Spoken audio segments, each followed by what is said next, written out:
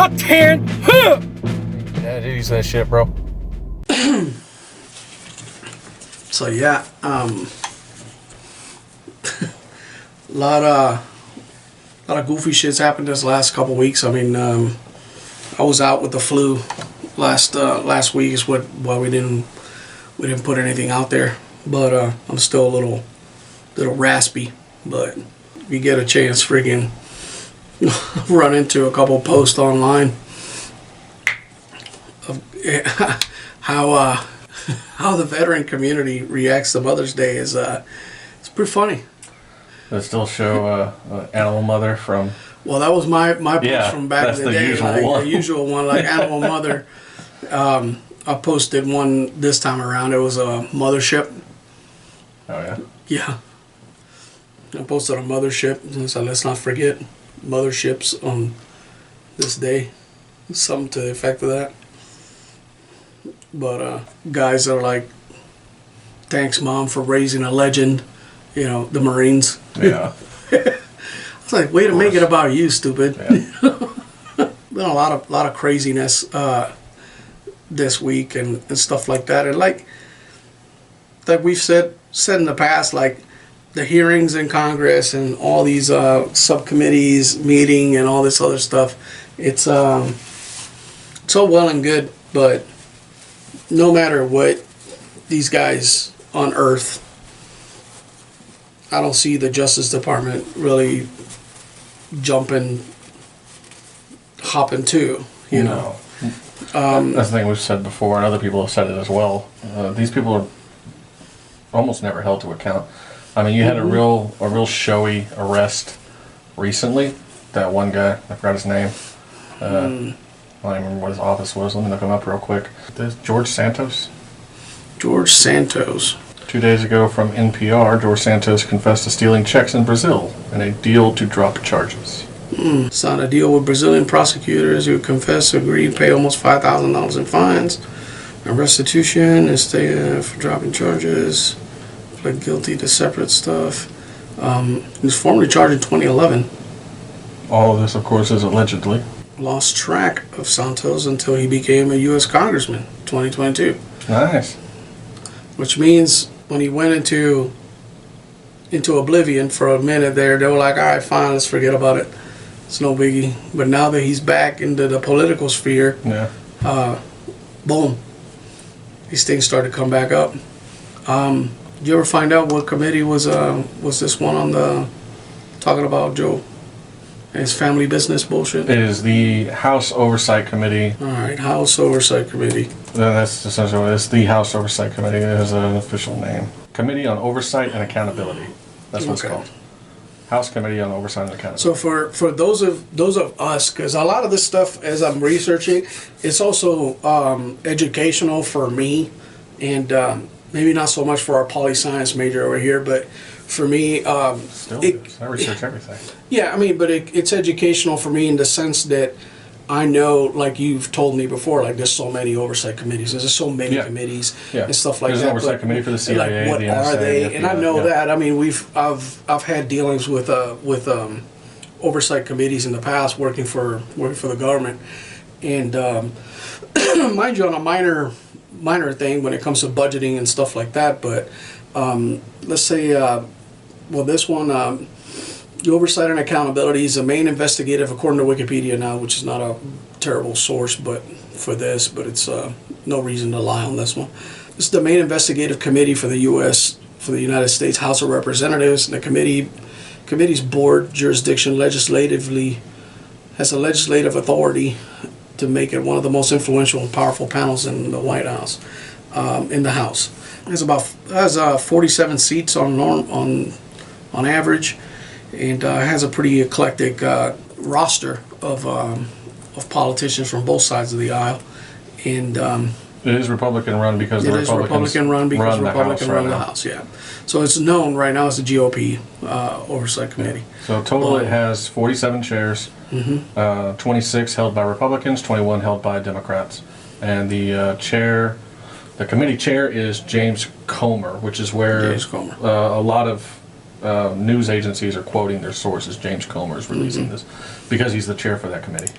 So recently they've been tasked with trying to find out this all the Biden family business schemes that stemmed. A lot of it stemmed from the discovery of that laptop and email and text communications and stuff like that. You know, throughout many years of the Biden's family's interactions with the government.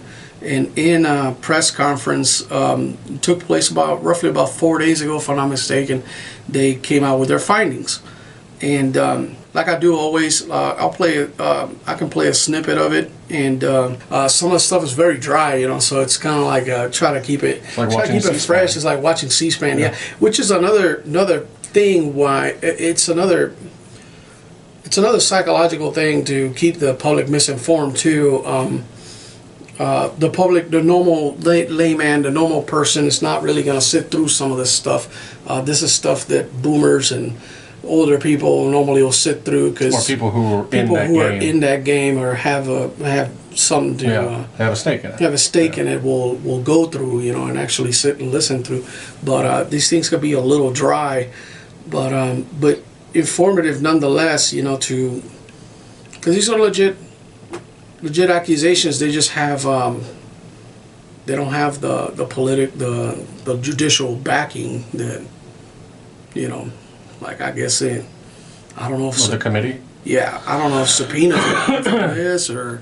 So usually the whole point of a committee is fact finding, and if charges come up, they bring in the FBI or the Department of Justice to do criminal investigations and to get charges done that way. And then it goes to the Supreme Court if it actually has something to do with the federal government and the executive or the legislative branch. Then it'll go to the Supreme Court. Let me play a little snippet of this. Let me see if this. President Biden and his family's shady business deals that capitalize on Joe Biden's public office and risked our country's national security. This committee has a duty to ask questions and pursue the facts, no matter where they take us. Through the committee's investigation, we intend to provide transparency to the American people and reach legislative solutions. In only 4 months since obtaining subpoena authority, we have made astonishing progress. Today, we'll talk about that progress. First, we want to discuss information the committee has learned since our last press conference in November. New information investigators have uncovered regarding the transfer of money from foreign entities to the Biden family. Many of the wire payments occurred while Joe Biden was vice president and leading the United States efforts in these countries. First instance, while Vice President Biden was lecturing Romania on anti-corruption policies, in reality he was a walking billboard for his son and family to collect money.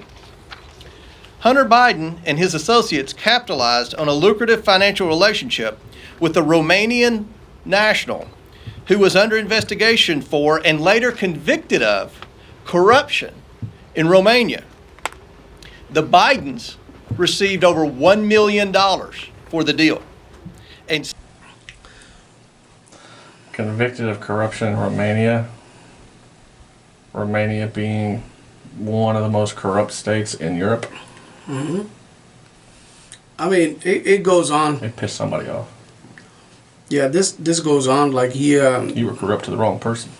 Yeah, like he. They continue to discuss all the findings when it comes to money with China.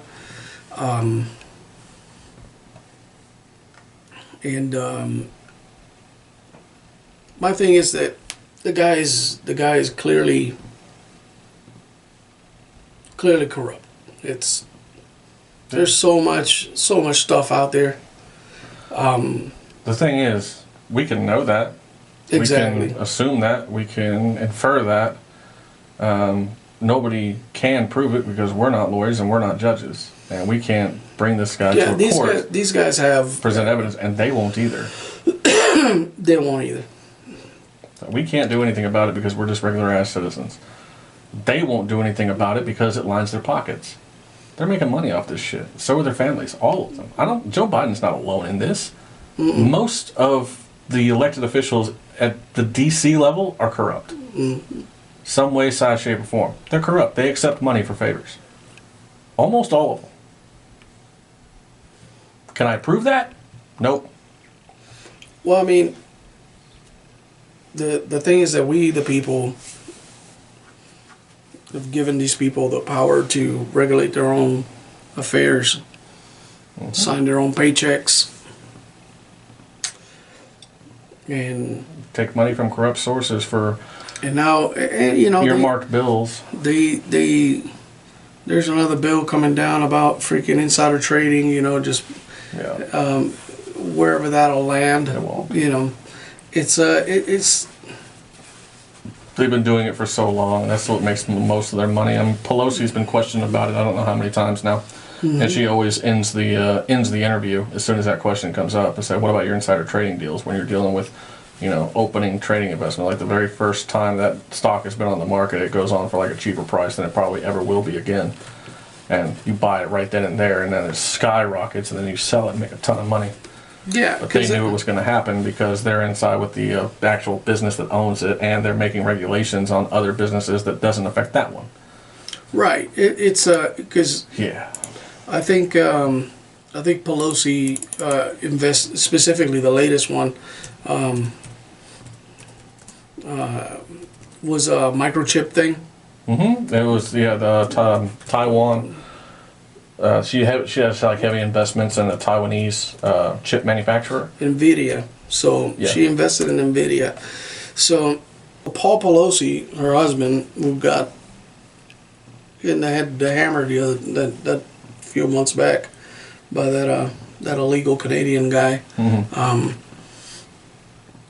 He dropped NVIDIA stock that they were running just as the House was eyeballing a chip bill. They had 5,000 shares, and they were considering legislation on providing subsidies and tax credits to boost the U.S. semiconductor industry. And her husband, financier Paul Pelosi, sold 25,000 shares of NVIDIA, about 4.1 million. It's crazy, man. Like, you get this information on the slide because all these people have had lobbyists. They got people down there, and they're watching the market, they're making the moves. They're approving trade agreements. They're doing all kinds of stuff. And as soon as they know a particular industry is going to be affected, they start moving their stocks. And I mean, it's one of those things that it's normal human behavior if you want to think about it. I mean, if you had an opportunity to take money without any kind of consequence whatsoever, would you? You know, I don't know a whole lot of people that wouldn't. So, and they all do it. They all make their investments. Nothing will ever come of it. Like this press conference here that I was talking about, that we just listened to a little bit of it. Nothing will come of it. Nothing ever does. Nothing ever does, unless it's Donald Trump. If it's Donald Trump, he gets investigated, he gets impeached, he gets. I've tried to research the why, because Donald Trump is not a particularly outstanding political candidate per se as a politician. He's not like this incredibly super connected guy that'll make things freaking disappear here or there or what, you know. Like he's not a political, not as a political powerhouse as some of these people in Congress are. So why the difference in the application of law and stuff with him? I was like, well, the only thing I could find is that he's basically not beholden to the same people. And that was his whole point when he ran for office the first time. He doesn't take money. Yeah, he's not. He hasn't needed the campaign contributions from anybody. He hasn't needed to lobby himself to anybody to get elected. That's what's a big paycheck for a lot of congressmen, senators, and representatives alike, is the lobbyists. So lobbyists, if people listening don't know what lobbyists are, lobbyists are in every facet of government. It doesn't matter what level you're talking about. There's a bunch of them at the state level. There's a bunch of them at the federal level. There are even some at city and county levels. Not very many, but there are. Lobbyists work for individual companies or corporations, and what they do is they take elected officials on dinners, vacations, they buy them things, they give them cash, money, transfers, whatever.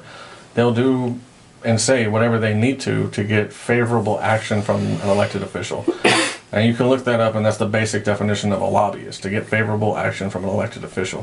Favorable action could mean anything, like your vote going one way or the other. That's mostly what they're trying to get. So like if something like use big tobacco, that's like the most obvious and out there lobby program that I can think of. So big tobacco sends lobbyists to DC, to Capitol Hill, and telling these congressmen, like, whatever, we'll buy you anything you want, we'll take you anywhere, we'll pay for your kids' college, we'll buy you that yacht, we'll pay off your hooker so she doesn't talk, and stuff like that. And if you vote no on the bill that's going to like regulate tobacco even more than it already is, that's what they do. That's their whole job. Their whole job is to get votes from elected officials on behalf of big corporations. Hard thing for a politician to pass up to when they're trying to make a go. Some of those politicians are not rich. They didn't start out rich. They're like, you can look up some of these politicians. There's been documentaries on it. Some of these guys on Capitol Hill, they come from like very, very, very small constituencies, very sparsely populated, especially the guys from like Montana, Wyoming, sparsely populated states. They don't have much money, so they go to D.C. What's the price of rent in D.C.? Hell, even like 20 years ago, it was like $2,000 for a 500 square foot apartment. So some of these guys, and I've seen one documentary in particular, I don't remember the title of it, but these people room up. Like, they'll get together and become roommates, and they'll rent an apartment in D.C. and then they'll go back to their congresses in recess. Yeah. So, but yeah, they share apartments. Like, they'll split the cost of the apartment. They ain't got much money. They have to. So. Yeah, it's even some of the ones from say our state here in Texas. A lot of them don't have homes over there. They fly every week. They'll go down there, do their sessions, fly home. They don't spend as much time down there as they would like to. But it's crazy because it sets the precedence, man. Because you can't have one without the other. You know, you need.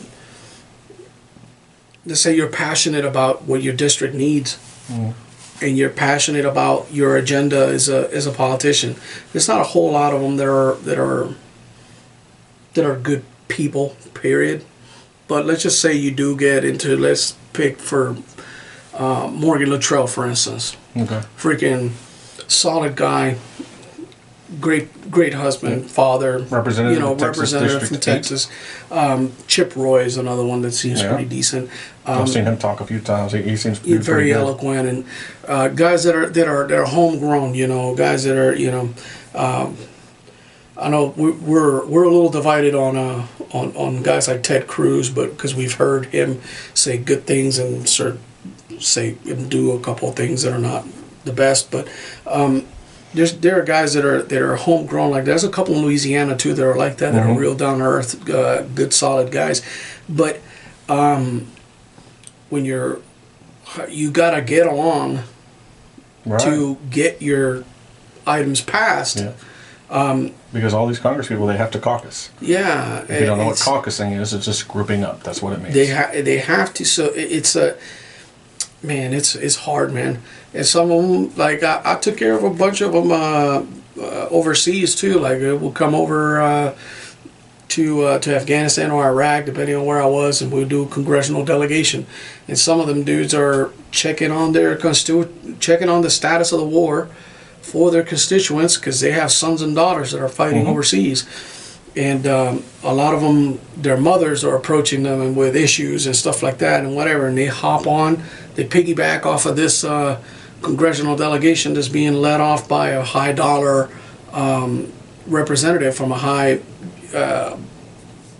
constituency, and it don't matter what side of the aisle they are, but now they owe favors, and it's because this trip raises their profile, and they're able to talk about things at a more personal level because they were there, so it's it's a terrible game that's being played up there, and you guys got to understand that's all that is to them. The game is rigged and not in your favor. And not in our favor. It just is what it is. There's not a whole lot we can do about it from here. We can just talk about it and try to understand it a little bit better. But hell, even if say you or me were to run, eventually we're gonna run into this stuff, and I don't have that much capital, to spare to not listen to people that are gonna throw money my way so I can stay running. Right. It's That's one a of lot of those what it's things. about Like too. you got to play in the mud. Like one of the biggest things that I not- remember hearing about when I was doing my college stuff was money for campaigning. Mm-hmm. A lot of lobbyists, that's what they throw around. They throw around campaign dollars, campaign donations, and those people need that money. It means 'Cause something. Otherwise, if they don't have that money, they have to be on the phone pretty much all day, every day, begging people, calling individuals, begging them for money to donate to the campaign. But if a lobbyist donates like $1 million, that saves them that much time doing cold Hundreds calls. and hundreds of man hours that they don't have to spend. Right. That they can now spend in FaceTime doing events and actually putting their face out there in front of people. Doing freaking walking around and going eating barbecue with the locals, that kind of stuff. But it's a terrible game. It'll never change. It's just it's Well, unfortunate, but Can't say that. It's changed a lot over the last couple of it'll centuries. it won't change for the better. If anything, Probably. It'll get worse. Yeah. it'll get worse. If anything, shifting gears into this next thing. We had an event in New York. It's an event now.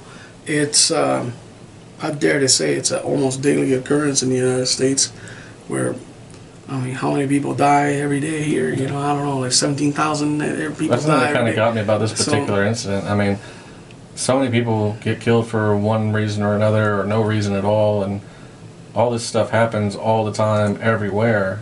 But this one incident is what makes national news.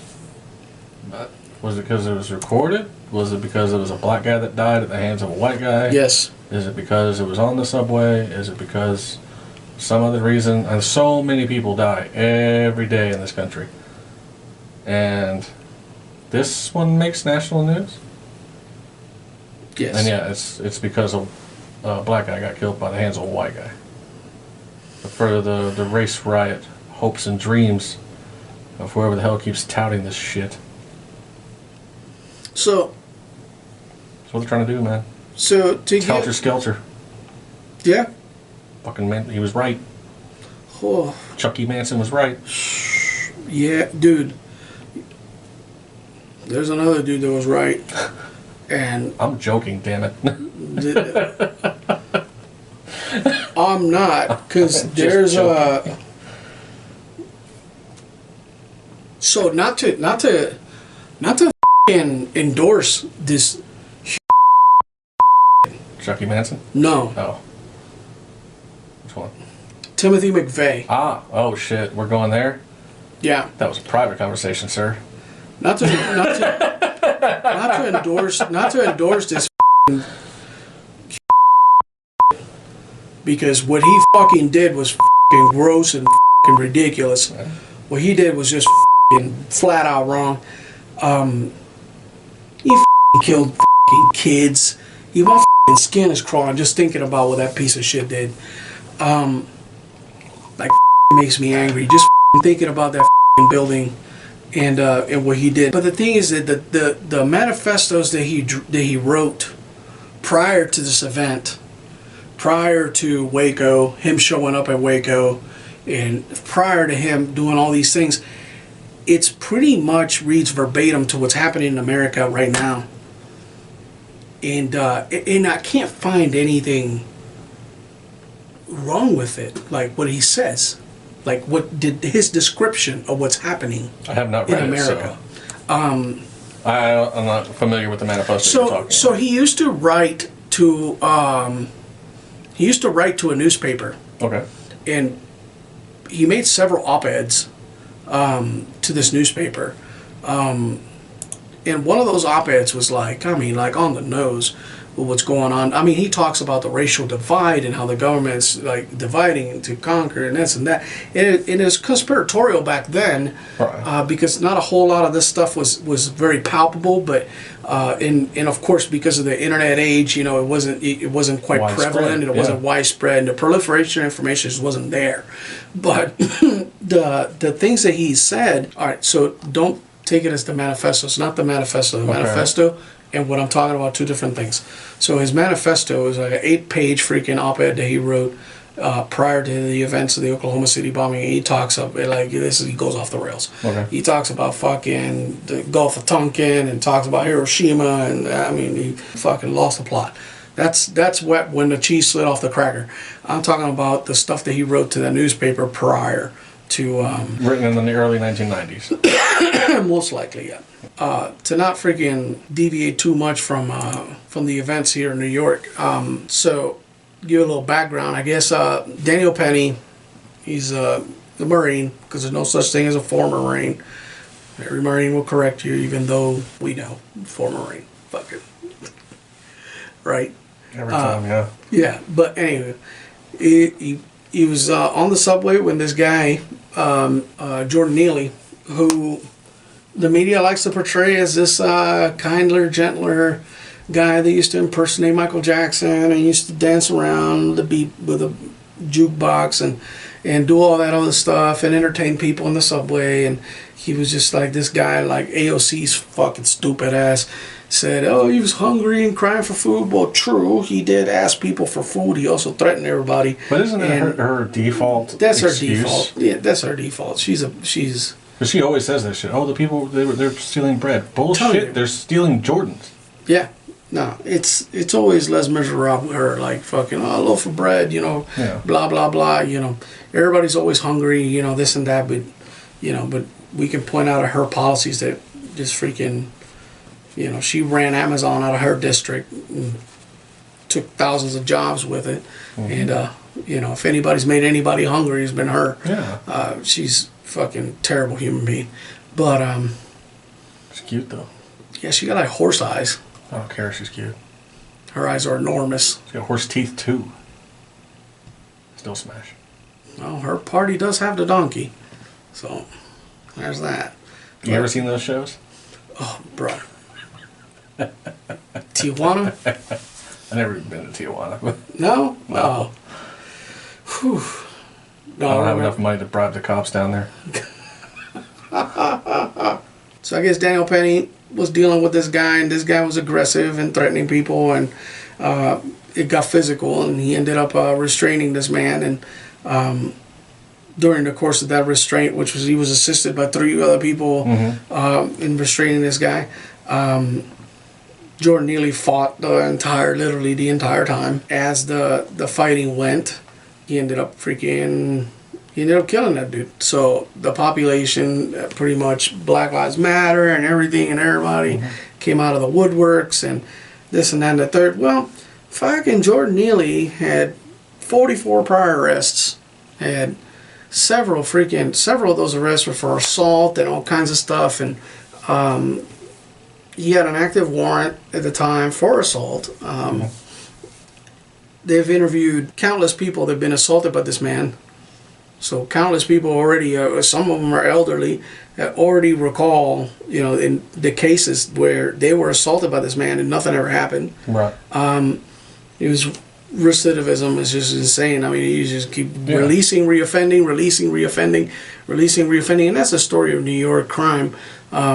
There's no oomph behind an officer's arrest other than that temporary kicking the can down the road. Yeah. You know, this guy should have definitely, with that long history of violence and mental instability, there's not a whole lot the state can do for you on that, because a lot of people forget that mental health is an issue in this country, but you also have rights. So You can't. There's no sanitariums that you can't put somebody in a mental institution and lock them up forever. That's not. That doesn't exist at the scale that people want it to exist anymore. Because it used to. So the thing is that a lot of people say that the state failed this man and they didn't do enough for him. And I agree. This and that, and sure. I think the city of New York should get their ass suit off for this death, because it was their damn fault that he was on the subway. With that many arrests and that history of assault, he should not have been out in the public. Mm-hmm. He'd still be alive if somebody would actually kept him locked up, where he couldn't assault anybody. Yeah, it's my thing is that the policies of the government that runs New York created this monster. Mm-hmm. That was Jordan Neely. This monster ended up dying in the same fashion that anybody that conducts themselves in that way would end up dying, at the hands of a righteous person or at the hands of somebody that'll stand up. Unfortunately, it was our Marine here, Daniel Penny. So unfortunately, it was Daniel Penny. He stepped up and put that guy down, and the guy died. Intentional, non-intentional, you can't prove that for sure. On the video, it looks like he's trying to restrain him. Mm-hmm. I'll show a little clip of it. Harm Jordan Neely, who was pronounced dead at the hospital. Protests today in Lower Manhattan demanding justice. A grand jury is expected to begin reviewing the case early next week. Here's ABC's Mona Kosar Abdi. The video. So he's already been indicted, right? Yeah, he's been charged, formally charged. Yeah. So. And I know we talked about that a little bit. I agree with that. I mean, he should be. Anybody would be. So he caused the death of another individual unintentionally. That's manslaughter, by definition. Yeah. So and that's where the split is. My thing is that the people that are protesting this are coming from a place of they're coming from the wrong angle at this. Because a protest shouldn't be directed at the actions of the Marine. It should be directed at the governmental structure that created a system that will allow this man to continuously come out and assault people. Mm-hmm. A system that has defunded law enforcement, that has created an environment of crime in those subways that is unprecedented. I mean, people are getting thrown in the freaking tracks. People are getting assaulted. There was a lady that was raped in front of people, and nobody did anything. She was raped in front of people. Like, as the subway's coming, the guy's got a knife, and he just went to town and pulled her pants down and raped her in front of everybody. This has happened. Then freaking when he was done, he pulled his pants off, took off running. That happened in New York subways. People have been thrown in the tracks and killed. People have been assaulted. 10 ways from Sunday. The subway system is about as safe as you can make it, you as an individual. Like, there are people freaking accosting others all the time and freaking stealing and doing things and acting the fool, and all these mental patients are freaking getting in them subways and interacting with the populace. Mm-hmm. And there's not enough police. Police have been assaulted in these subways. Yeah. It was that one female police officer that got beat the hell, had the brakes beat out of her in that subway system, just an ambush fashion. These are things that are happening in that city. So when the people want to demonstrate and riot and freaking rise up and do all the nonsense, they're coming at it from this ignorant point of view. It's not. It doesn't. They stood in the tracks as trains were coming. I saw that bit. Yeah. How dumb are you? You know a train can't stop. It may want to, but it can't stop. Darwin. They're that stupid. Yeah. They're that stupid. They think that by linking arms, you're gonna stop a fucking train. What? I imagine the transit authority shut down the tracks. Of course. I mean, it happened very late. Right. But it was one of those things like, then then that crowd, that same crowd that's protesting this stuff, ended up assaulting commuters because they weren't joining their protest. They ended up assaulting regular people that are going to work. Yeah. People are getting beat up, going like, "Dude, I gotta go to work," and they're trying to block punches and freaking and stuff. You know, you kidding me? What are you protesting? What are you protesting? Oh, that a Marine choked out a freaking crazy violent criminal? Yeah. Choked him to death? Dude, come on. So, the camps are split, basically. There's a lot of people say this man's a hero. There's a lot of people saying this guy should fry. Now, my point of view is that he should get due process. Yeah. Plain and simple. Like I said, I agree with the arrest. I mean, anybody would arrest anybody. Any of us would have arrested him for that. Any of us would be arrested for doing the same thing. The arrest is legit and valid.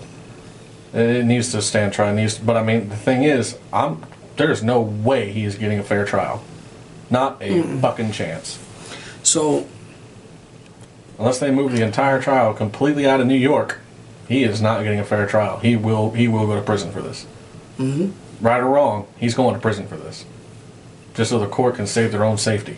Well, it's apparently it was the charges were brought on by Alvin Bragg. It's the same guy prosecuting Trump. The same dude that's prosecuting Trump. The same guy that has let countless criminals and walk, but he won't let him walk because this guy's white. This overt racism, it sets black people back, it sets minorities back. I mean, I can't even calculate how much. Well, that's the thing. People have been wanting reparations for a while. That's part of it. This is it's creating. You try to pick a jury. Right. Would you let a black guy stand in that jury if you were this Marine? Would you try to let a black person sit in that jury? It's a valid question, right? In that area, I mean, would you let a black guy stand in that jury on your trial, for your trial? The answer is no, bro. You wouldn't. I wouldn't. I'd be freaking scared shitless. Why? Because that is the perception that's being created. It may not even be true, but the perception is that because you're white and because he is black, he already has a bias in the matter. And it may not even be fact. That person may be the most impartial fucking dude you'll ever run across, but you'll never know it. Yeah. He may actually be the best juror for the fucking job, the best guy for the freaking job. A guy you actually would like to freaking watch because he's objective and freaking thoughtful and all this other stuff, but you'll never know because right on the freaking, they've made it a thing where you're judging a book by its cover, and it's what I've been saying for years now.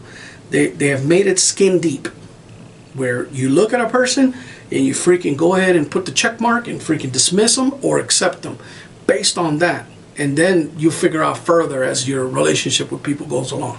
But that's what it's created. It's created. I mean, how are you going to tell me this man's going to be judged by a jury of his peers? Yeah. That's what I was saying. There's no way he's getting a fair trial. There's no way. There's no way he's getting a fair trial, especially with Alvin Bragg trying to push the event. Now, granted, there's been the thing is that there's. So what I think I hear you saying is like not necessarily like pushing back minorities, although yeah, that's true. It is doing that, but I mean.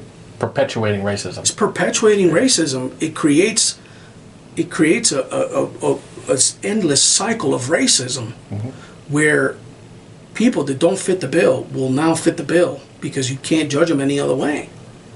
How are you going to take the risk? And this is crazy. It's the same thing we're seeing in South Africa. It all ends badly for somebody. I don't know who, but it ends badly. I mean. This is stuff that and the thing is that black people, minorities, us brown folks need to freaking wake up on these issues and actually be impartial on these things and just don't worry about the race, man. It doesn't matter. It don't matter if this man's white and the other guy's black. One's crazy and the other one ain't that much crazy. You know, let's judge it on that. So not only that, he had assistance from he had assistance with two other people that were also minorities. Neither were one not of them white. were white. Neither one of them were white. So clearly, there was a consensus among the travelers that this guy needed to be restrained. Is a problem, right? So, the camps have been divided in the left and in the right. The right is saying that this guy shouldn't even freaking see a day in jail. Right. The left is saying that this guy should fry. Right. Where I stand, where I historically stood, is right around the middle. And I explained to you, like I was having a conversation with a family member. I was like, okay, let's say you show up as a cop, because we've both been cops. You show up to a disturbance, there's two people fighting, actively fighting. You get in the middle of that and you push people. Like, oh, hey, stop it. Boom. You separate the pair. Mm-hmm. One of them backpedals and freaking hits his head on a planter and dies. Or hits his head on a curb and freaking dies. Do you think you're just gonna go to work the next day like ain't no biggie? Like they're just gonna call the justice of the peace, pronounce this dude, and scoop him off the ground, and that's gonna be the end of that? No. Fuck no. So what happens as soon as that happens? You get this like puff of smoke and a Texas Ranger shows up. Yeah, fuck no. You're not just gonna go back to work the next day like it ain't no big deal. No, a person died, intentional or not. Whether it was their actions, because one can argue, well, if they weren't fighting, then you wouldn't have to come there, right? And then you wouldn't have to split them, and then that wouldn't have happened. And yeah, you can take that defense to trial. Fact is, person died. Right. Right? So, did this fucking idiot deserve death for being a fucking nut job? No. No. Did he have it coming? Probably. Probably. Based on his interactions with the public, it's just a matter of time. But so if somebody's scared enough, freaking does something to him. If freaking Daniel Penny didn't kill him, somebody else probably would. Eventually. You know, eventually. If he kept down that road, never got any treatment, which he wasn't getting. He wasn't. Yeah, he was fucking non-med compliant. He's not compliant with the statutes, and apparently, I don't know if he was even criminally trespassed in the subway system, which he should have been. He should have never even been allowed to be inside that subway system, anywhere near it. But those are things that Daniel Penny is going to have to address in order to keep himself from serving some significant time in prison. Those are some of the things that he's going to have to stand on his defense.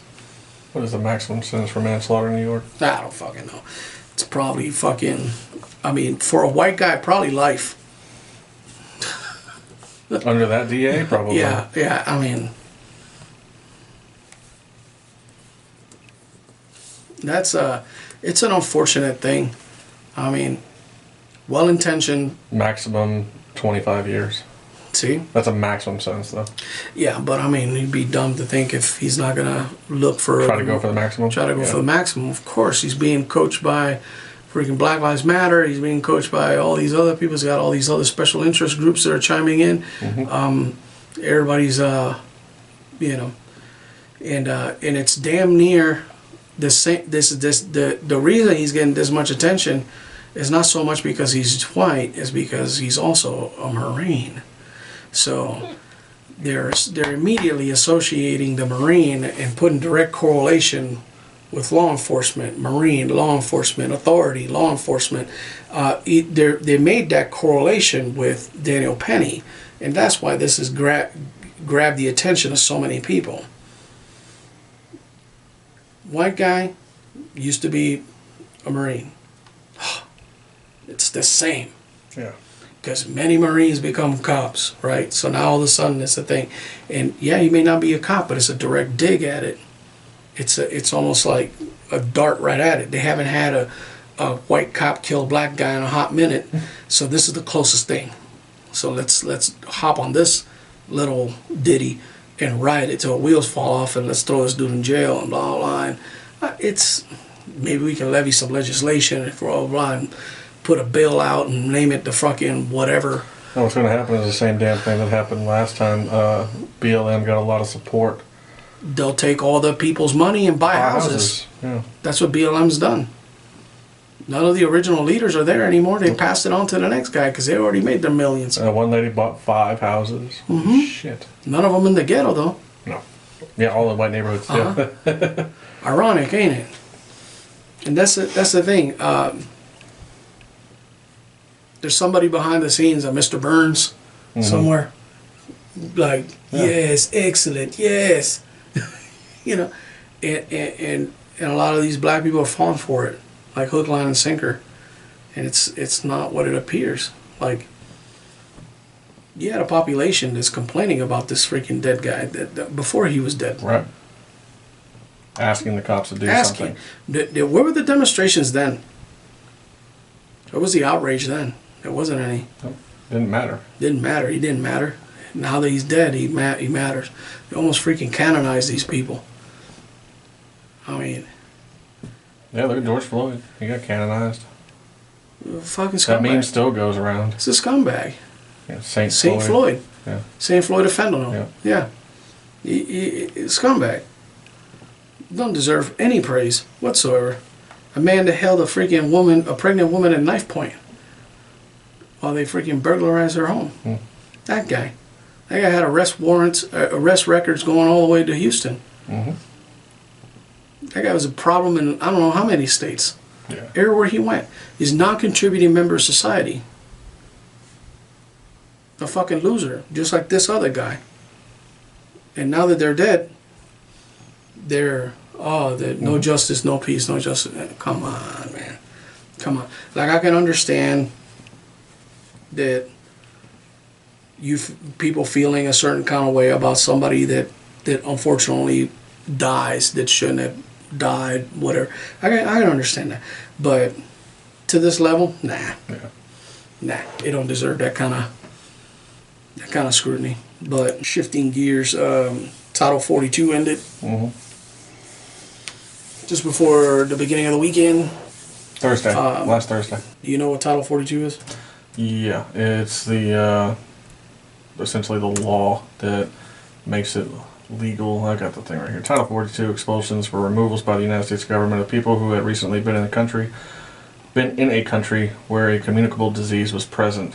The extent of authority for contagion-related expulsions is set out by law in 42 United States Code 265.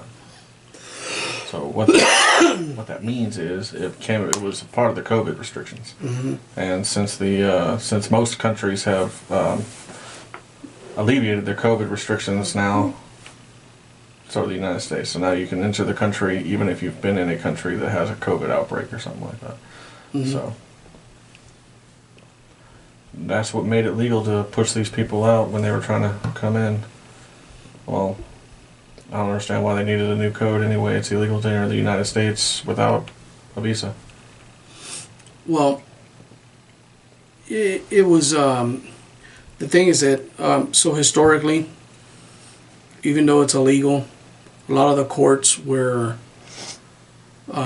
doing a catch and release thing where they would issue people a court date. And they're still doing that, by the way. But now the backlog is so enormous that some of those court dates are 5 years away, 6 years away, which in that, for all intents and purposes, means that you're a citizen. Yeah. Welcome. The amount of immigrants is it's the equivalent of some of the populations of some small to medium-sized cities. We're talking about. Well, somebody was making the comparison. It's like there are as many immigrants coming across. That's like more than the population of like 11 different states. So right. So what that does is that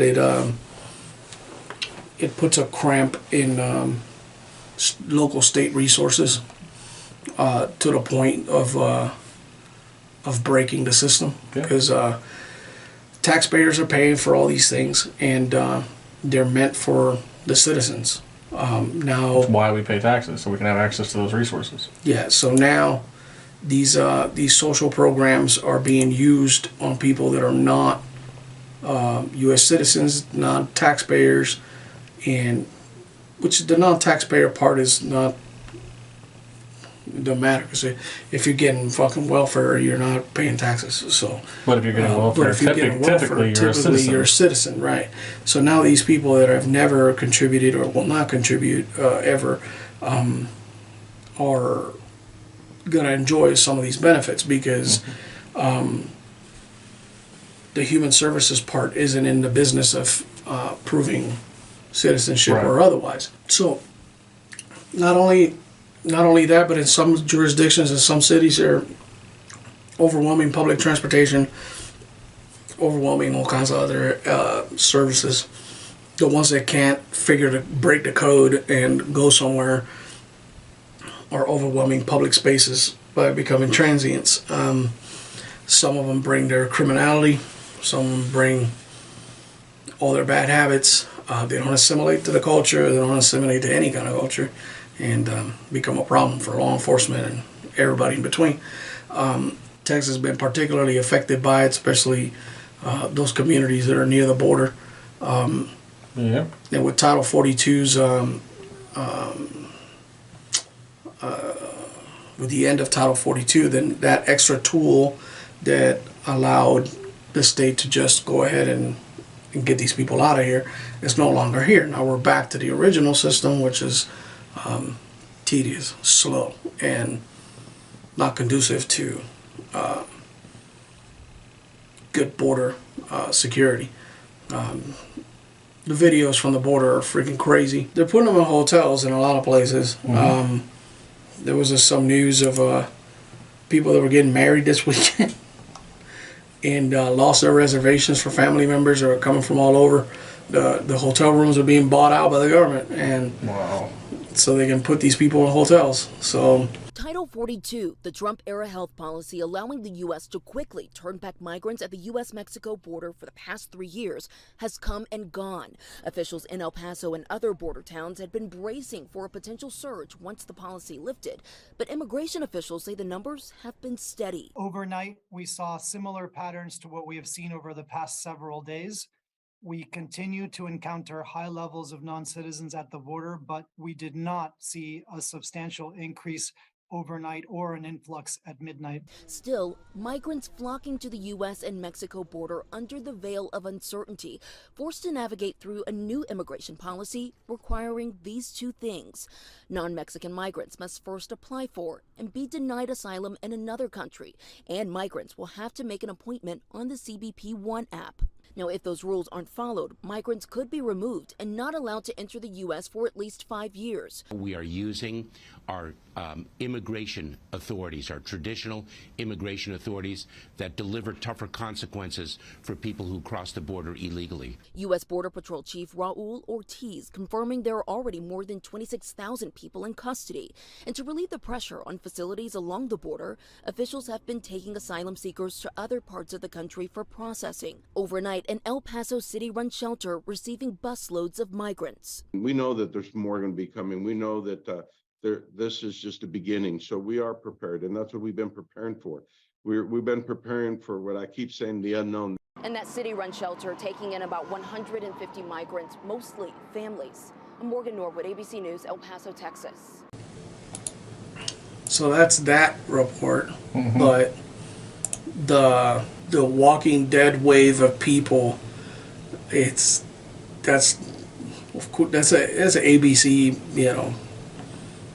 CBS, whatever, fucking report, which is kind of about as vanilla as they can make it. So the one of the major problems with the way the border is being handled, it's not so much there's an estimate of about 60 to 80,000 immigrants just sitting there waiting to cross over. We sent close to 1,500 military personnel down to the border. That's what the number was. So to help secure Active duty. These aren't National Guardsmen. Yeah, These are active duty soldiers. So Now, I don't know what kind of soldier they're sending, though. Are they sending logistics people? Are they sending transport guys? Are they sending infantrymen? I mean, who the hell knows what they're sending? They're not really disclosing. There's all kinds of things going on over there. The cartels use that influx of of immigrants to their advantage, and they surge certain points of the border. And while they're surging certain points of the border, they draws assets to those areas, and then while those assets are dealing with the mess in that area, they sneak in their drugs on the back end. Announced the deployment of a new Texas Tactical Border Force to the Texas-Mexico border to respond to the growing border crisis. At the International Airport in Austin, he did a press conference there. With the Title 42 ending, governors enhancing the Texas unprecedented border security efforts with the tactical deployment of hundreds of Texas National Guard soldiers to join the thousands already deployed as part of Operation Lone Star, to serve in the new border force for targeted response as the nation braces for a new spike in illegal immigration. Well, I was thinking it was hilarious when they were busing immigrants to all sorts of other northern states, New York, New Jersey, Delaware. That's what we've been sending them. Yeah. We've been putting them in buses and sending them to New York, sending them to Chicago, sending them to all these blue. Well, they proclaim themselves to be sanctuary cities, right? That's the thing. That it never affected them. Yeah. So yeah, how the fuck? Now riddle me this: how the fuck you sitting there, running a city near the Arctic fucking Circle, and you go like, we're a sanctuary city. Of course you're a sanctuary city. Nobody who, motherfucker? Yeah. More white people from Canada? Of course, yeah. You know, they come with papers, bro. Come on. Who you know, what are you doing? You know, oh, we're a sanctuary city. Of course you are. You're fucking 7,000 miles away from where the crisis is. Yeah. So we're, as Texans, we feel that it is our duty to bring the crisis to you. Yeah, that's what I thought it was fun. And bring it to you so you can experience what we've been dealing with down here. So it's, I mean, they've been sending them to freaking AOC's place, and freaking Nancy Pelosi's house, and they've been sending them. I mean, they've been sending them everywhere, man. I don't know. It's but that's an ongoing thing, and that's not gonna change until something major happens. But it's all part of the plan. Democrats see these people as future voters, right? And a lot of them are. A lot of them will be, because why wouldn't you? You know, they give you a path to citizenship and give your family a fresh start from your third world country upbringing, better education, better everything, you know, all these benefits. Some of them will undoubtedly be fantastic human beings that will... I'm going to say most of them Most of them will be fantastic most of them human are good beings. people. Good people just really looking for work, looking for a better opportunity. Yeah. And that really is what most of them are looking for. But in saying that, the most isn't what is viewed or focused on. It's not what makes the news. The most doesn't make the news. The ones that make the news are the illegal immigrants that go around and rape and murder and sell drugs and all this other crap. There have been news articles, I remember, of an illegal immigrant getting into a guy's property, kidnapping his 4-year-old daughter and raping her in a shed. Mm-hmm. And the guy beat him to death with his bare hands. No charges. Mm-hmm. Yeah, he found the guy assaulting his child and beat him. Didn't intend to kill him, but he beat him to death. As an illegal immigrant. Mm-hmm. That's what makes the news, though, and that's the guy that shot 5 people. Just last month, or no, just a couple weeks ago. Yeah, it's a couple weeks ago. Yeah. What made the news is that he shot him with an AR-style rifle. Right. Not the fact that he was an undocumented. He's an illegal immigrant, and the people he shot were illegal immigrants. And that they've been deported multiple times. Yeah. And here they are, freaking. You know, crime is crime. You know, it's just no matter who does it, it's still illegal. But that's the focus. You know, the Democrats see these as future voters.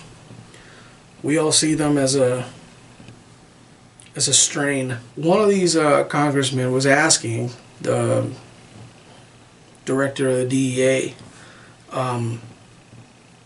why on earth doesn't the DEA, in conjunction with the United States military, approach the government of Mexico to fight that war on drugs that they got going on down there and eradicate these cartels? You want the truth or a lie? Right. So that's the thing. We can infer the truth. We can't. We can't prove it. We can infer it. So let's Pretty infer sure it. I'm right. Let's infer it. They're making tons of money off of that, and they have been for about 40 years, 50 years. When did Iran-Contra go down? The 70s? I think so, yeah. But The 80s? Yeah, I think it was the 80s. 80s, yeah. somewhere in there. Yeah. Listen, the government's been making buku tons of money off the drug trade. Mm-hmm. They still are. It hasn't changed. It's where CIA gets a lot of its black funding. They do black operations. That money cannot be on the books anywhere. It cannot be. So where do they get the money? Where do they get the funding? Illegal activity, drug trade. Right. I mean, the most lucrative business on the planet is the drug trade. Mm-hmm. Which is why I think that the U.S. dollar will not collapse. The underground economy, Well, the black market saved it in 07, 08. it's saving it right now. Mhm. It's keeping it afloat. No matter what Joe Biden does to it, or his handlers Yeah. do to it. His handler's more Because accurate. I think Joe Biden's a hostage. But I think he's a willing participant. I don't even give like Stockholm credit anymore. right. He's a willing participant. He's made so much money off this shit. He's been in Congress for so damn long. He's been on Capitol Hill for so damn long. He's been in bed with damn near everybody he could get in bed with. He's a political slut. Yeah. He is. Yeah. Yeah. I mean, And look at his speeches when he first got into Congress, when he was a young congressman, with that crooked ass fucking political smile. He has the stereotypical corrupt politician smile. Mm-hmm. Crooked as shit. yeah. Well, he's been. Hell, I mean, he's been caught for plagiarism. He's been caught, And that's the most basic that's his shit. most basic shit. I mean, he's been caught. This is the third time he's ran for office. He's an unapologetic racist, yeah. which apparently nobody recalls, nobody remembers, and nobody can see the footage of him being a blatant ass racist. Mm-hmm. Oh, I don't want my kids to grow up in a jungle with all these monkey children. Yeah. Motherfucker. You kidding me? Yep. But if you don't vote for me, you're not black. Hey, but that's all right. He enjoyed his time with that clean black guy. Oh, yeah. Obama. He's clean. He talks well, too. He's so clean and articulate. You racist piece of shit. Blatantly racist politician. Racist piece of shit. Not to mention his fucking mentor was, what's his name? Robert Byrd. Robert Byrd. The former Grand Dragon, or Cyclops, or whatever fucking D&D title they fucking claim. Former Grand Cyclops of the KKK, who he it's not the only KKK member he associated himself with, by the way. That was the most famous one that I could think of. So, because I remember him giving the eulogy, right? He gave the eulogy at his funeral. yeah, he gave the eulogy to Robert Byrd, but he also gave eulogies and colleagues who were openly racist. Also admits to having been civil with Democratic colleagues who were openly racist, like James Eastland, who had a long history of racist remarks, including that black Americans belonged to an inferior race, as well as the segregationist Herman Talmadge, who vigorously opposed school integration. Governor, this means in effect that your state would set up a private school system. We intend to maintain separate schools in Georgia, one way or another, come what may. Biden also developed a decades-long friendship with segregationist Strom Thurmond, who he worked with attempting to pass the Biden-Thurmond Violent Crime Control Act in 1991. Biden also spoke at his funeral. We became good friends. I'm not sure exactly why or how it happened, Nancy, but you know we did. In the lead-up to the 2008 election, Biden was also in the spotlight for a number of comments, including referring to Barack Obama as articulate and clean, and associating Indian immigrants with Dunkin' Donuts and 7-Eleven chains. I remember that one, yeah. but Trump's a racist. Yeah, but Trump's the racist. It's like a legitimate Racist. Racist. Yeah. Like, he might as well be a Klansman. He is a Klansman. This is a guy that just did a speech at Howard. I love how that history gets washed, though. Yeah. About the Klan. The Klan started as the military arm of the Democratic Party. Most of the original Klansmen in the 1800s were Confederate scouts and artillerymen. Because they're the ones that stole the horses. No, but there was a switch. Remember, there was a switch. There was a switch. There was a switch. You know, it's a party switch. There was no switch. There is no switch. So, yeah, this dude, a fucking, a lifelong white nationalist, basically. Yes, yes. Lifelong white nationalist. And, you know, the thing is that, for me, it's not, I've worked alongside racists. Like, no bullshit. I am a racist, you know, guys. You know, guys that are like that. I don't care. It's, you're not going to please everybody all the time. You don't like brown people, that's fine. That's your problem, you know. I'm going to stay the fuck out of your way. You stay the fuck out of mine. And it worked just fine. Fine. It worked fine. Where I draw the line is when their racist ideologies start infringing on my rights as a human being, as an American. Right. That's when we got problems. Now, you got this dude that clearly authored crime bills based on his racism. Right. Based on his racist white nationalist ideals. And the entire time that this guy's been in office, for one way or the other, has been throwing this racist word at the other side of the fence. And it's just not factual. We got video evidence dating freaking 40 years on this guy. Have you seen the man on the street videos where people go up to everyday average black folks and goes like, oh, who said this, Trump or Biden? And they say some outrageous shit that Biden has said, and they go like, oh, that had to be Trump. And they're like, nah, it's Joe Biden. They're like, what? You know, well, how are we not, how is this not a thing? Because people don't pay attention. No, it's not a thing because both sides playing for the same party. They play for the same team. That's why the other side is less vocal than the other. You mean to tell me some of these freaking multi-millionaire people couldn't have freaking established platforms like freaking, it took Trump to come around and establish Truth Social and to make your own platform? Now, speaking of platforms, of course, you know, Fox News have taken freaking some hits recently with the dismissal, the firing of freaking Tucker Carlson and all that, and they've taken a freaking nosedive in the ratings. Understandably lost so. about half their audience. Understandably so, they've taken a freaking nosedive, at least on that primetime spot. They've tried, several different people try to replace him, but to no avail. He's the most popular pundit that's ever been on that time block. I guess I listen to him a little bit, but he's too far right for me. I don't listen to him just because I can't stand the sound of his voice. He has some good points. I just don't. He has some good points. It's just that I listen to him and then I'll backtrack and go listen to somebody else that's got opposing views just to see because, or then I do my research and try to cut through the theatrics of it all, you know,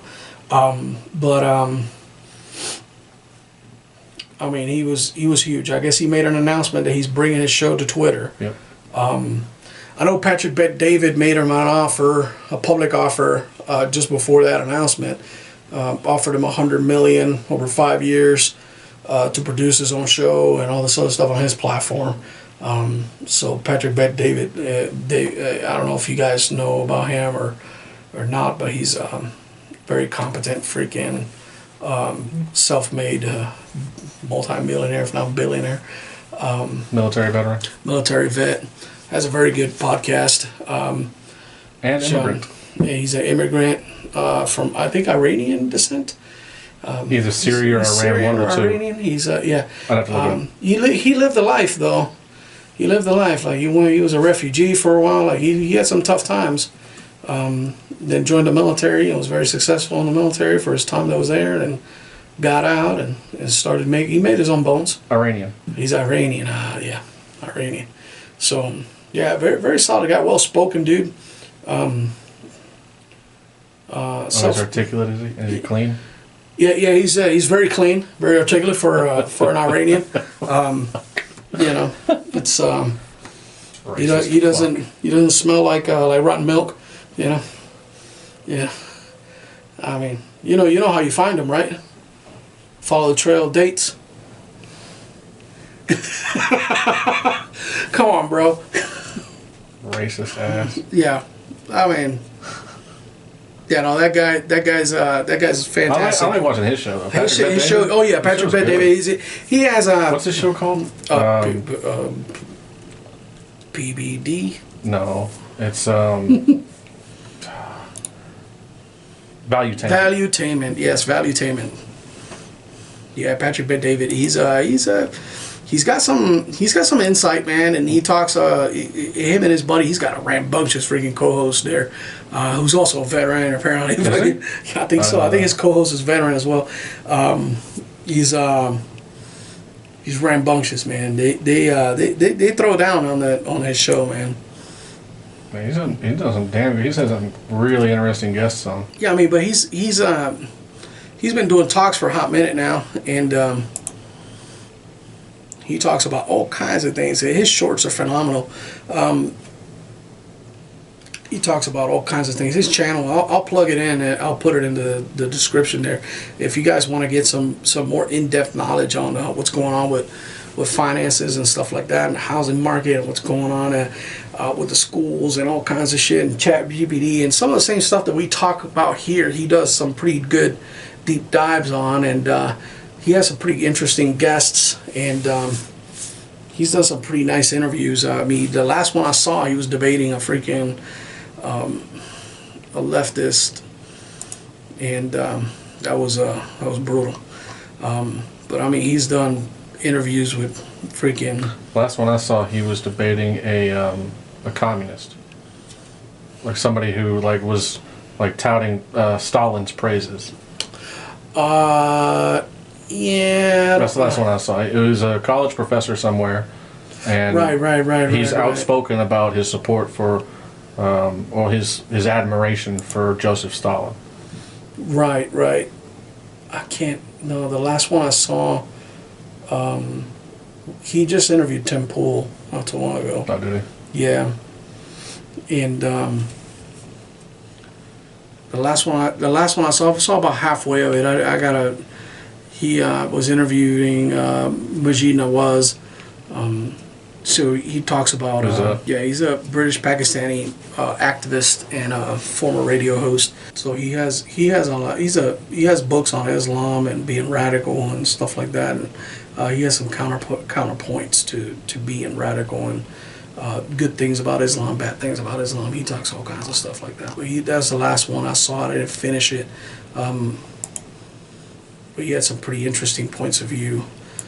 What's interesting about it is how when we talk about the theocratic snapback to the social norms that are happening today. Yeah, that's what the most likely snapback is for all the crap that's going on is theocracy. So the theocracy that he brings forth as a solution to the problem is Islam. Yeah. And it's terrifying. Yeah, I can make the same argument. It's terrifying. Well, the thing is, Islam is getting a lot more popular, especially in the United States. And what seems to be driving that, at least from my view online, in my regular fucking life, off the internet, it's not true. I don't see that anywhere. I only see it online. Is, what's his name? What's that guy's name? He's in Romania. He got arrested. Andrew Tate? That's him. Yeah. Andrew Tate. That's been probably one of the biggest pushes I've seen. The most popular push I've seen is because this guy converted to Islam, and he was already very popular before that. So, and he's been touting how much he respects Islam and all this other stuff. Yeah, because they don't. A lot of people don't want to talk about it, but I'll tell you. They're intolerant. They're intolerant of, well, everything. It just so happens that includes the LGBTQ fucking agenda. Right. Little known fact is that the plus part of it, they're pretty much in tune with it. But because marriage is allowed between 12-year-olds.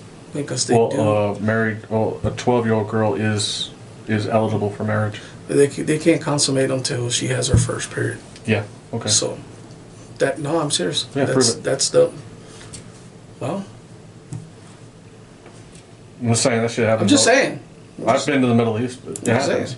And that's the thing. Like, I know Muslims. I've met Muslims. I've got along great with Muslims, and there is big differences between what would be considered a liberal Muslim and a conservative Muslim. Mm-hmm. So a conservative Muslim will toss a homosexual off a roof. That's a conservative Muslim. I got a couple on my friends list. Liberal Muslims they don't care how you live your life. Don't bother them. They're just like anybody else. Mm-hmm. Don't give a shit how you live. Just don't bother them. But those are liberal Muslims. I had a couple pretty hardcore Muslims on my friends list. I don't, but I met them. I still talk to them. They're pretty hardcore. Like, honor killing hardcore.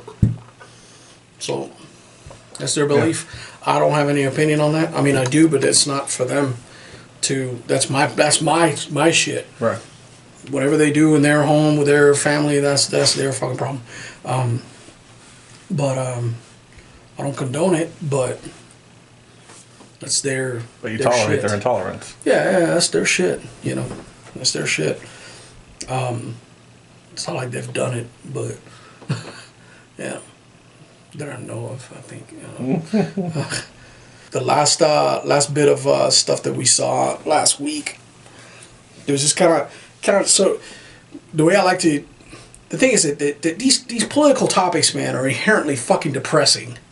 Yes. They're inherently fucking depressing. Yes. Like I was thinking, like I'm sitting here in my fucking house, man, and I'm like, you know what, man? As I'm debating what the fuck am I going to talk about, because nothing's going to change, right? So, and all we can do is try to hopefully inspire people to do their research and stuff like that. But the more I research topics to cut through the material on our podcast to freaking dig into, the more fucking angry I get and the more depressed I freaking get. And I was like, you know what, let's just fucking talk about video games or some shit. Like, I just like, you know what, I don't even fucking talk about this stuff no more. Like it just... Well, that's the thing, it's our podcast. You can talk about whatever the hell you want. It's just fucking like I'm like, oh, Lord have mercy, man, dude. Why, fucking why? Like, I'm watching these hearings now. I'm telling you, like, I've put hours of research. And what we've talked about in the last freaking 40 minutes, an hour, whatever, however long this thing has been running, it's just the least depressing stuff that I could find out of all the shit that's been happening. I'm going to talk about hearings. I've listened to 2.5 hours of testimony where I witnessed a man never answer a question. He got asked, and I'm sitting there with a pen and paper. He got asked 47 questions and never answered a single fucking one. And my taxes pay for this motherfucker. What I wanted to do was take a baseball bat to that dude's head. That's what I felt like doing. By the time he was there, he said, you piece of shit. Sitting there in public office, you answer to the people are asking, and this is what you're fucking regurgitating. Yeah. So as I'm sitting there trying to fucking do research, I was just like, oh my God, this shit is fucking pedantic and fucking depressing and just fucking shit. I was like, so I start watching other podcasts, and I'm like, what other topics? And I ran into Sean Ryan, and just to kind of separate myself from the political nonsense and just kind of like listen to something interesting. Sean Ryan brings a lot of veterans on board to his podcast, and his Sean Ryan, the Sean Ryan Show. He has so many dudes. He does some of the longest long format interviews. Like they're 3 hours, close to 4. They Right. they have to take breaks because they otherwise they'd have to wear diapers. And he has a really good platform. And he interviewed this young man, Ryan Montgomery, who is a white hat hacker. Who, for those of you guys that don't know, there are 3 different types of hackers. There's black hat hackers, who are the ones that actually take all your shit, take all your money, freaking break into your stuff, and like a thief in the night. They're criminals, legit criminals. There are gray hackers, which are kind of like guys that are look for crimes of opportunity and may actually break laws and let you know. Like they say, hey, dude, fucking, this is happening. These are vulnerabilities, but they won't shy away from crime. So they're kind of like in the gray. And there are white hat hackers who actually work for profit. And they won't hack you unless you're already paying them. Exactly. They won't deal with your vulnerabilities unless you're paying for them. And paying to understand what the vulnerabilities are, and they're actually part of a integrated security team for internet security. So this guy who's touted as the #1 ethical hacker in the world, Ryan Montgomery, this cat's self-taught for the most part. He had a couple mentors here and there growing up, and he took off on his own and started doing bounty hacking and stuff like that, which is basically, let's say, like he explained it, like say Amazon has, they'll pay you for for letting them know about vulnerabilities in the security infrastructure. So the most famous and the most lucrative bounty hack out there, he explained it on that podcast. I watched part of it. Is Apple's. If you can get into an Apple phone, they'll pay you $1 million. Yeah, if you're gonna expose how you did it, yeah. And that's what he specialized in. And well, amongst his during his hacker time and doing all this stuff, he ran into some fucking pedophile shit. And in the freaking Sean Ryan show, he got pedophiles to answer him on live, right there on the show, right in front of him. There in front of him. In seconds. Within seconds. So, as he's sitting there. Before I ever caught a single predator in my life, this was the beginning. So, in seconds, he put people on blast. Like, this was this is insane. Like Sean Ryan asked him, was like, could you get a couple of pedophiles right now? Oh yeah, sure. And he freaking whipped out his laptop and got to work and was basically, oh, I'm so and so, 13, bam, bam, bam, bam. Just freaking all the weirdos started coming out. One part of this this thing that that was alarming is the fact that that he has approached people in the government with this. No interest, yeah. Nobody had any interest in it. Gee, I wonder why. Nobody wants to put pedophiles in prison? Of course not. Some of them were conservative. Yeah, I don't doubt it. I don't doubt it. You mentioned Candace Owens. Candace Owens isn't a politician, though. Mm-mm. No, to expose it. To use their platforms and expose this stuff. They wouldn't touch it. They would not touch it. Daily Wire wouldn't? Because she works for Daily Wire. Daily Wire would not touch it. That's odd. Because that shit needs to be put on a fucking blast. I guess people don't want to risk putting a target on their own back. Because the thing is, when you start touching those strings, you're touching the highest strings in the country. You're touching the highest strings in the world. I mean, that's it. We can't prove it, but yeah, people at those highest levels of industry, highest levels of politics, and there are a lot of them that dabble in pedophilia. There are a lot of them that do it on a regular basis. You have most obvious example was Bill Clinton on his trips to Epstein Island on what got called by the ground crew the Lolita Express.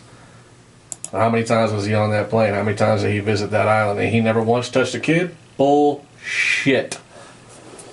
He was fucking little girls. Epstein was fucking little girls.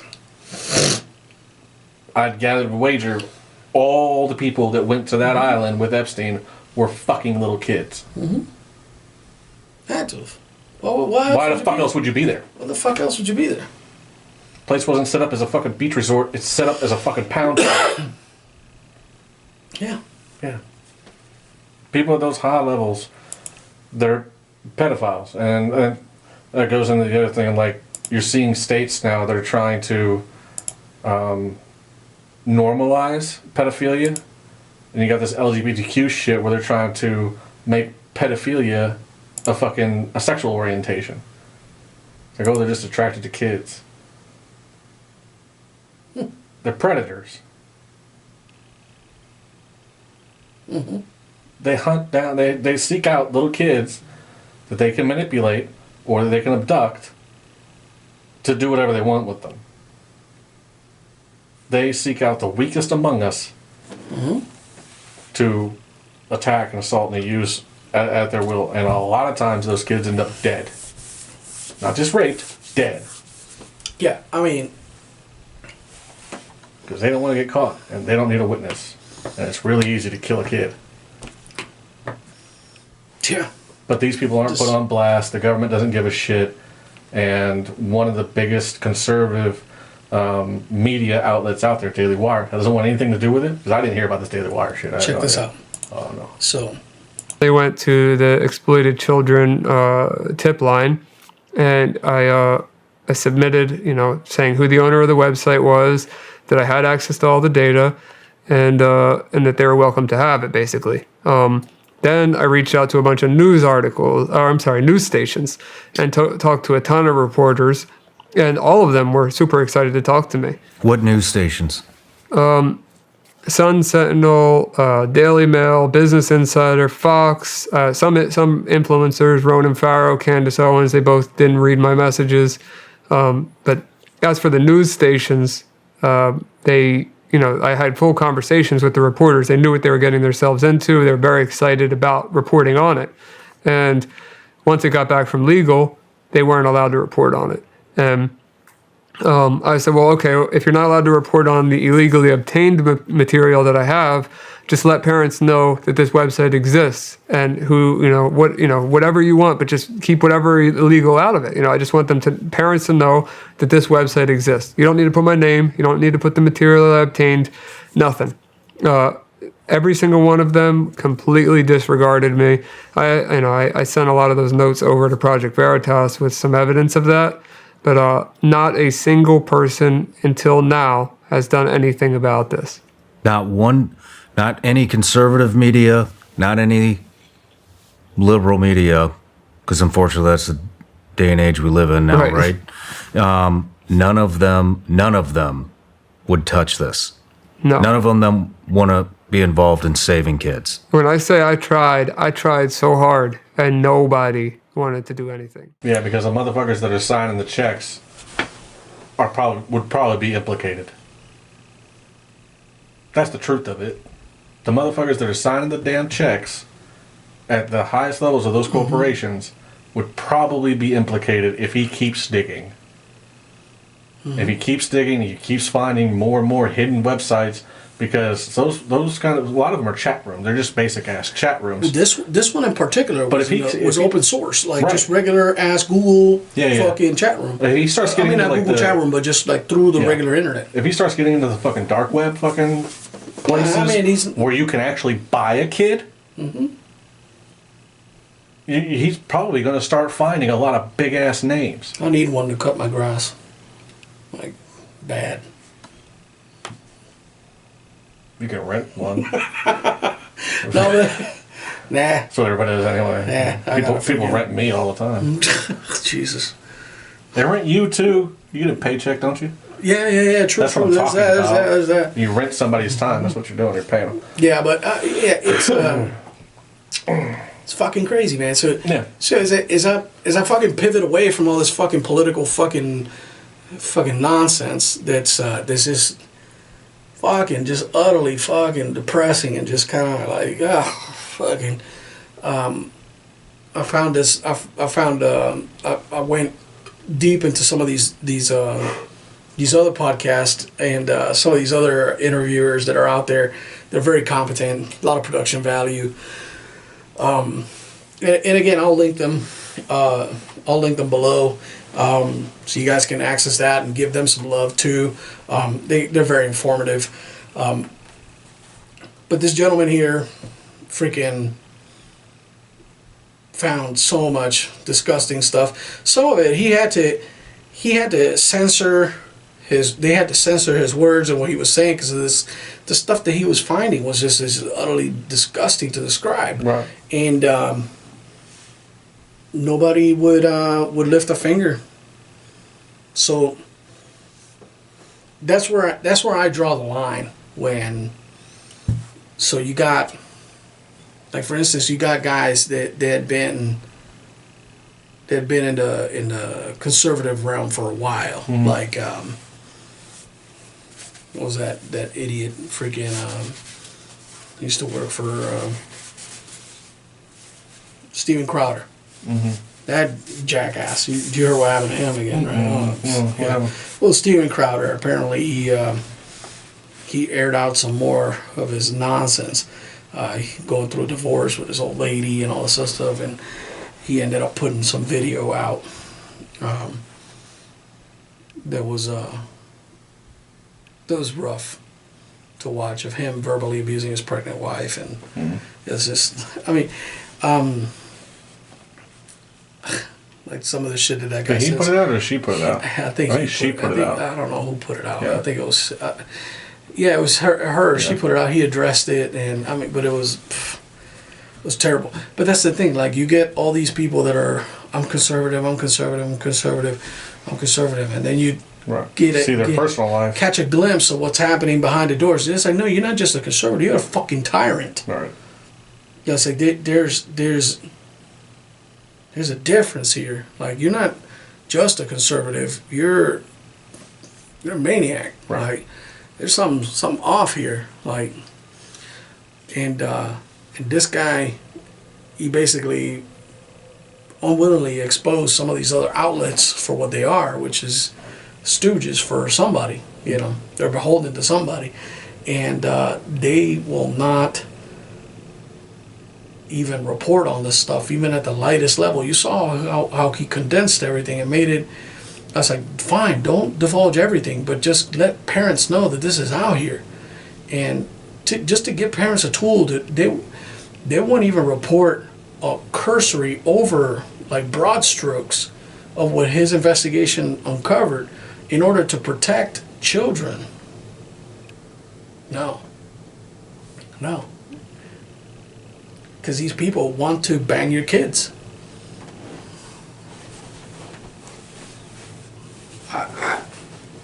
That's the thing I think They about want to sometimes. do things to your kids. It's crazy to me. We were both cops. Huh. We know quite a few cops. And you and I both worked in a county jail. Right.